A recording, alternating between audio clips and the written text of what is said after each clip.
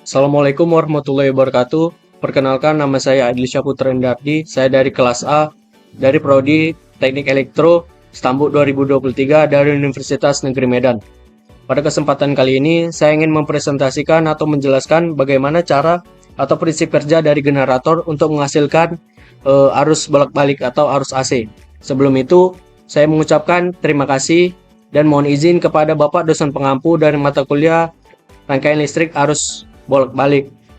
Nah, di sini telah saya paparkan yaitu bagian-bagian dari generator dan akan saya jelaskan bagaimana cara kerja atau prinsip kerja dari generator untuk menghasilkan arus listrik bolak-balik. Seperti yang kita ketahui, bahwasanya generator itu bekerja berdasarkan hukum Faraday serta hukum Lenz, yang dimana hukum Faraday menyatakan bahwa perubahan flux magnetik yang melewati sebuah kumparan akan menghasilkan GGL. Sedangkan hukum Lenz menjelaskan arah arus induksi yang dihasilkan. Menurut hukum Lenz, arus induksi yang dihasilkan oleh perubahan medan magnet akan mengalir dalam arah yang menentang perubahan flux magnetik yang menyebabkannya. Ini berarti arus induksi yang muncul akan berusaha menghambat perubahan medan magnet yang terjadi. Nah, selanjutnya pada bagian-bagian dari generator seperti kita ketahui itu ada yang namanya stator dan rotor. Nah, untuk stator itu yang ini, yang ada kutub N dan juga kutub S, dan sedangkan rotor itu yang ini. Nah, rotor itu biasanya dia berputar, sedangkan stator itu dia diam. Selanjutnya, dari kedua bagian tersebut juga memiliki fungsi, yaitu rotor dan stator adalah untuk menghasilkan induksi medan magnet karena gerakan yang terjadi antara rotor dan stator. Begitulah kira-kira fungsi dari rotor dan juga stator.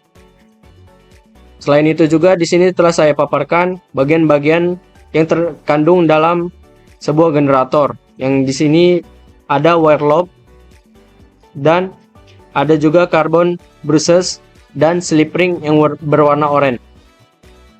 Nah, selanjutnya saya akan menjelaskan bagaimana cara kerjanya dari generator untuk menghasilkan arus bolak-balik. Nah, cara kerjanya yang pertama, ketika rotornya dalam keadaan horizontal, maka tegangannya akan menaik atau biasa juga disebut dengan tegangan maksimum. Setelah itu, ketika tegangannya menaik atau biasa disebut dengan tegangan maksimum, rotor akan berputar menjadi bentuk vertikal atau arahnya vertikal atau ke atas, maka tegangannya akan menurun menjadi tegangan 0 kembali. Nah, setelah itu rotor pada keadaan vertikal akan berputar kembali menjadi keadaan horizontal. Nah, di sini dapat dilihat bahwasanya tegangannya menurun menjadi tegangan minimum.